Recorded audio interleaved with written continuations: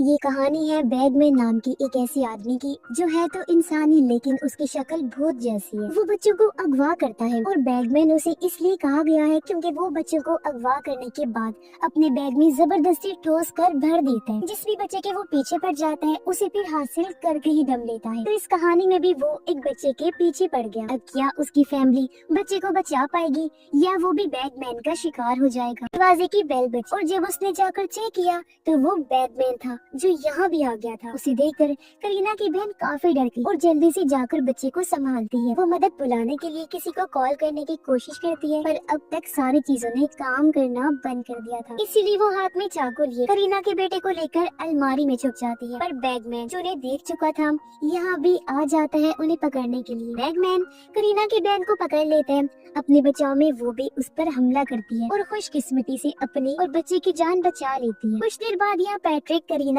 और rescue team भी आ जाती है। करीना की बहन को थोड़ी सी चोट आ गई थी इसलिए उसकी पट्टी कर दी जाती है। फिर पैट्रिक फैसला करता है कि मैं अपनी फैमिली को लेकर अपने भाई के घर रहूंगा, इसलिए वो उन लोगों को लेकर अपने भाई के घर आ जाता है। अब करीना की बहन काफी डरी सहमी थी। करीना उसे संभालती है कि तुम्हें डरने की जरूरत नहीं है क्योंकि मैं तुम्हारे पास में ही हूँ। करीना की बहन बताती है कि वो आदमी बहुत अजीब और खतरनाक और जब उसने मेरे फेस को पकड़ा तो मैं पैरालाइज हो गई थी, पर शुक्र है चाकू की मदद से मैंने हम दोनों का बचाव किया। उधर पैट्रिक के हाथ में बेसबॉल बैट था और सारी रात जागने का वो फैसला करता है ताकि अपने बच्चे की हिफाजत कर सके, क्योंकि अब तक वो समझ गया था कि बैगमैन उनके बेटे के पीछे ही पड़ा हुआ है। लेकिन करीना उसे समझाती है कि यहाँ कोई खतरे वाली बात नहीं है क्योंकि हम तुम्हारे भाई के घर हैं, वो भी घर पर है और बाहर पुलिस भी है, तो तुम बेफिक्र होकर आराम से सो जाओ। इसीलिए पैट्रिक भी लेट गया। उसकी आंख लग जाती है। कुछ मिनट के बाद जब उसने टैब पर चेक किया तो उसके बेटे के पास बैगमैन पहुंच चुका था। ये देख पैट्रिक डर गया, जल्दी से भागकर अपने बेटे के रूम में आता है पर तब तक बैगमैन बच्चे को ले जा चुका था। पैट्रिक जब अपने भाई के कमरे में आया तो ये देखकर उसके होश उड़ गए थे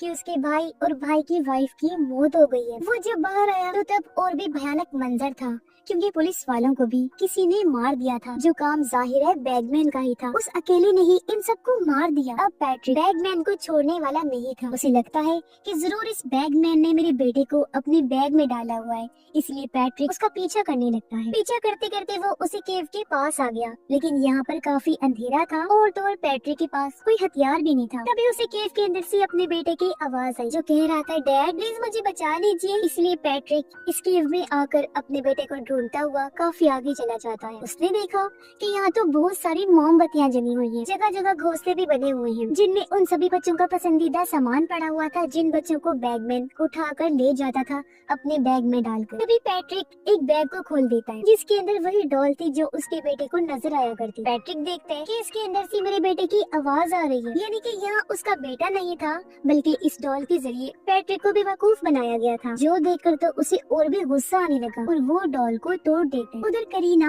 और उसकी बहन को उनका बच्चा मिल गया था जिसे वो लोग संभालते हैं और पुलिस को कॉल करके बुला लेते। पैट्रिक जो अभी भी केव के अंदर था वो कहता है कि तुम जो कोई भी हो सामने क्यों नहीं आते। उसका ये कहना ही था कि तभी बैगमैन आ जाता है। वो पीछे से पैट्रिक का मुंह पकड़ लेता है और उसे अपने साथ ले जाने लगा। वो काफी भयानक किसी भूत जैसा दिख रहा था। अपने साथ बैग भी लाया होता है और उसके मुंह पर हाथ रखने की वजह से पैट्रिक पैरालाइज हो जाता है। वो हिल भी नहीं पा रहा था, बस लेटा रहता है। तभी उसने सामने के घोंसले में देखा जहाँ उसका वही चाकू पड़ा हुआ था जो उसने तोड़कर कचरे में फेंक दिया था, जो गायब हो गया। अब किसी तरह पैट्रिक वो चाकू उठा लेते हैं और उसे बैगमैन की गर्दन में घोंप देते हैं। यहाँ उसे वो फ्लूट भी मिल गया जो अक्सर उसका बेटा बजाया करता था। अब किसी तरह पैट्रिक उठा और यहाँ से भागने की कोशिश करता है पर बैगमैन उसकी जान छोड़ने वाला नहीं था, वो भी उसका पीछा करता है। तब पैट्रिक फ्लूट को केव से बाहर फेंक देता है, लेकिन बैगमैन उसके पास आकर पैट्रिक को मुंह से पकड़ के उठा लेते हैं और अपने साथ लाए बैग में वो जबरदस्ती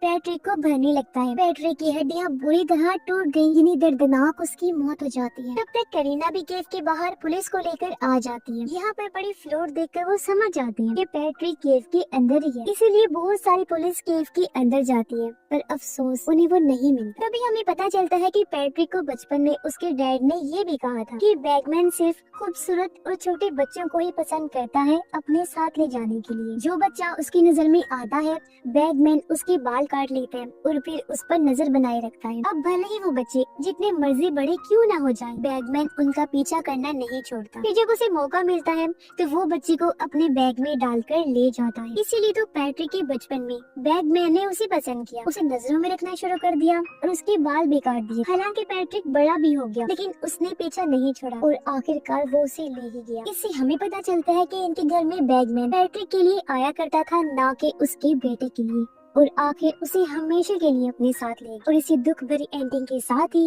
ये फिल्म इधर ही खत्म हो जाती है।